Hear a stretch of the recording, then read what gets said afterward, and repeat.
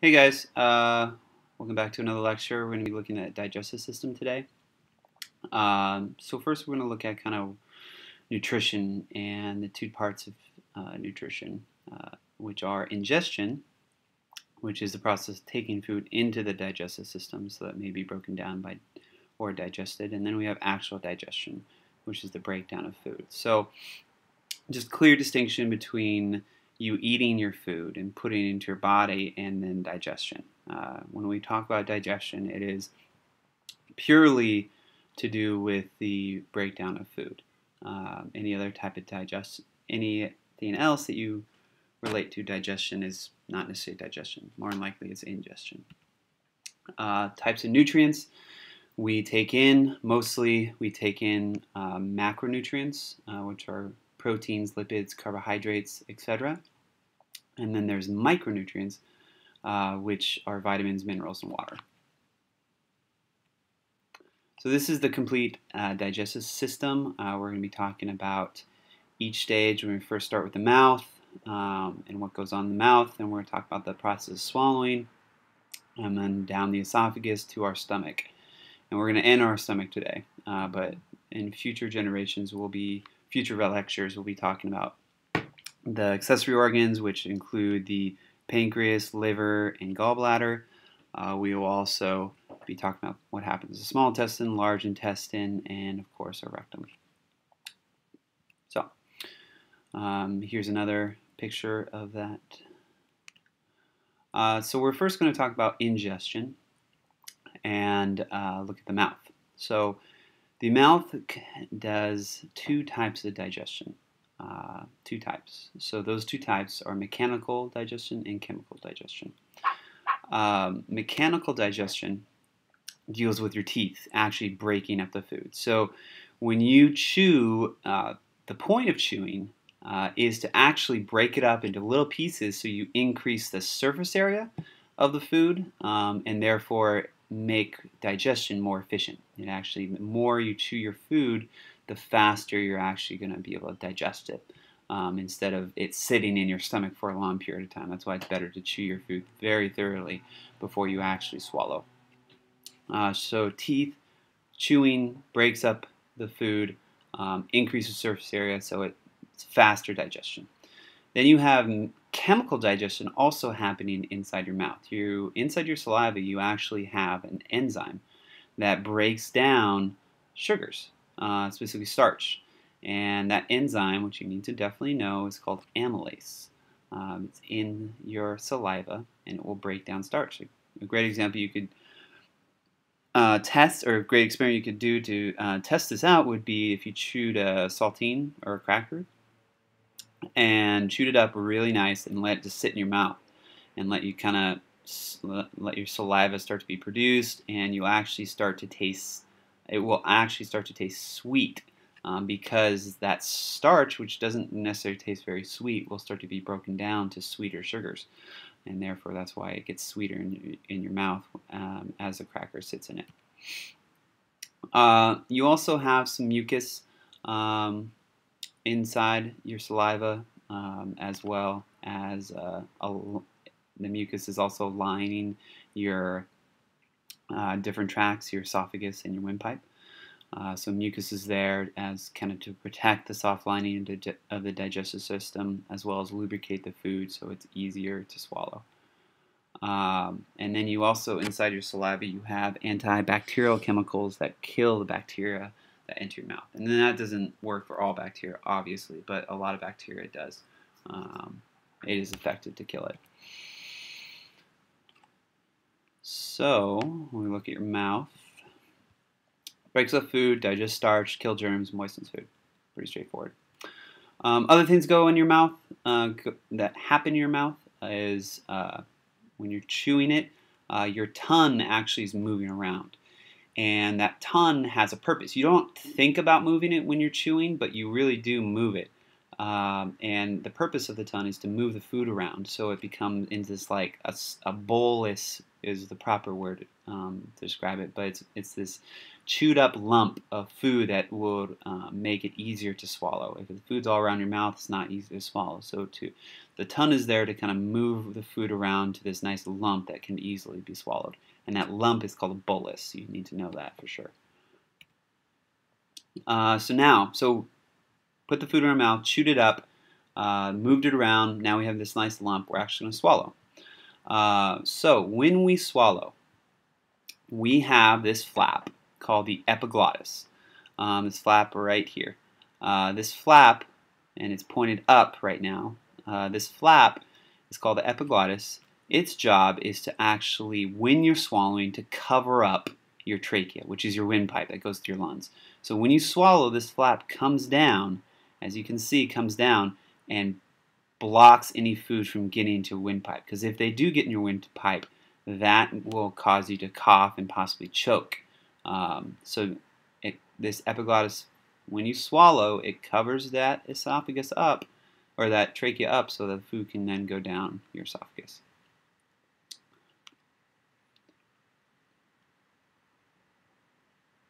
So flap of cartilage closes trachea when swallowing. Food travels down your esophagus, and that process,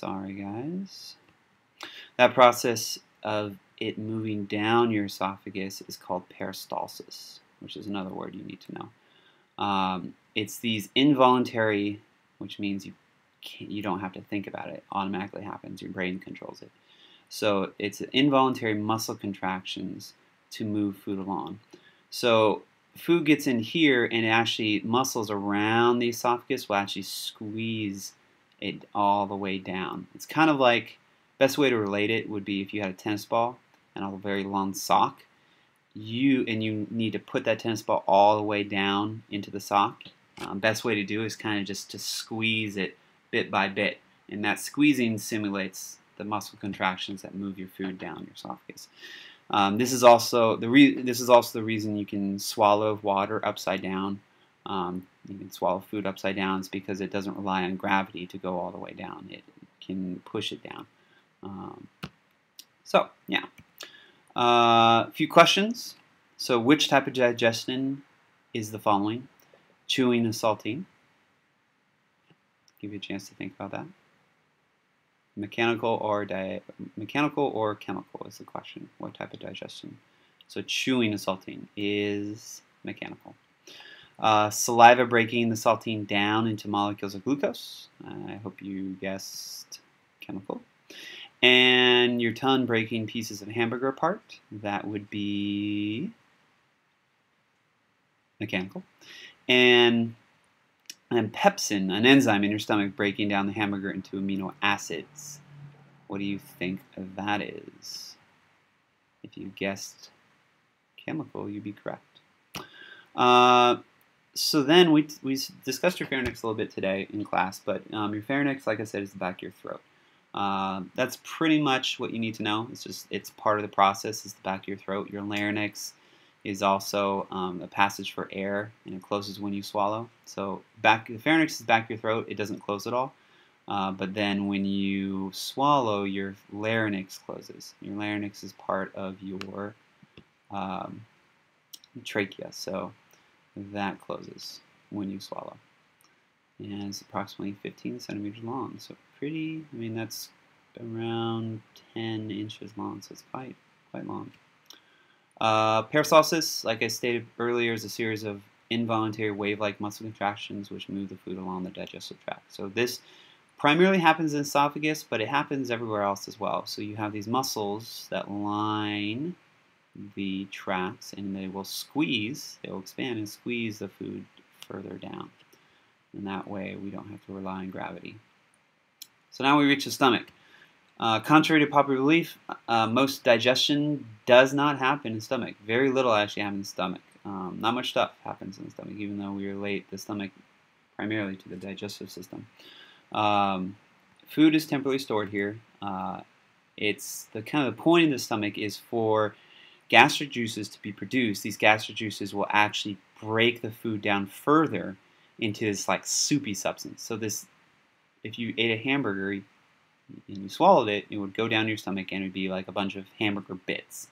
Now, the gastric juices, the hydrochloric acid, a very strong pH, would break it further down into this like soupy substance that again increases surface area and makes it easier to digest. It has layers of muscles that line the inside that allow it to move around. That's why sometimes your stomach gurgles, is because these muscles contract and kind of move some food around. It's called churning the food inside the stomach, so it all kind of breaks down evenly. And then chemical breakdown also happens. So function of the stomach, food storage. It also disinfects food because the pH kills all the bacteria. You have chemical digestion going on, which is this enzyme called pepsin. Pepsin will actually break down the proteins into amino acids. And that's it for the stomach. But the stomach is made out of protein. What stops the stomach from digesting itself? Well, hopefully you guys know this. Your stomach is lined with mucus that protects the stomach lining. And we'll talk about what happens if that mucus breaks down. So we talked about the mouth, talked about the stomach. The stomach also has these little passageways, or doors, you can think of them as doors too, that are called sphincters. And these sphincters control what comes in. This sphincter right here is called the cardiac sphincter because it's closest to the heart. This one down here is called the pyloric sphincter, and that leads to the small intestine. Gastric juices, we discussed, are secreted by the stomach. Very, very strong pH, very strong acid, and that pepsin, an enzyme that breaks down the food into from large proteins into amino acids. Again, this is kind of repeat information. So you've done all this breaking down using the acid. Now the soupy substance that I talked to you about is called chyme. It's chyme. That's the soupy substance, and once it's chyme, then it's ready to go into the small intestine for further digestion. And a little thing you can read about, I'll close it here, but you can read a little bit about heartburn and what heartburn actually is. It's nothing to do with the heart. It's actually stomach buildup, or stomach acid that builds up because you have so much food in your stomach, and it will actually leak or go up into your esophagus, and it burns your esophagus, and that's what you feel when you get heartburn, is your esophagus burning. So that's it for today. We're going to continue this lecture, but tomorrow we're going to focus on the mouth and the stomach and the esophagus. And yeah, so have a great night. Talk to you later. Bye.